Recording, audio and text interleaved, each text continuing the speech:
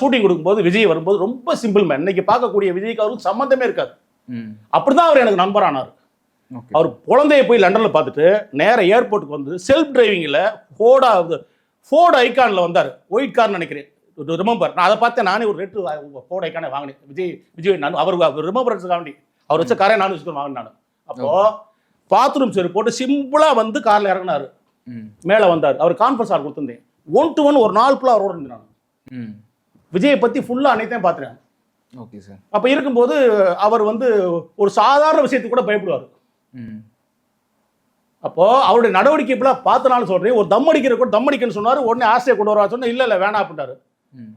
Bell அடிக்கிறேன், இல்ல cigarette வேணுமா உங்களுக்கு, கோல்பா கிங்ஸ் கூட இல்லைன்னு ட்ரிபிள் ஃபைவ் சொல்லி அதை கூட மொட்டை மாடியில் உட்காந்து அடிக்கக்கூடிய ஒரு அப்படி ஒரு அற்புதமான ஒரு மனிதர். ரொம்ப பயப்படக்கூடிய அவர். கேள்விப்பட்டு ரொம்ப கூச்ச சுபாவம் உள்ளவர், அமைதியானவர், யார்ட்டையும் பேச மாட்டாருன்னு. அவரோட ஒரு நாள் ஃபுல்லாக பழகிருக்கு. அப்படி சிம்பிளான ஒரு மனிதர் இன்னைக்கு வந்து இந்த அளவுக்கு போயிட்டு இருக்காண்டா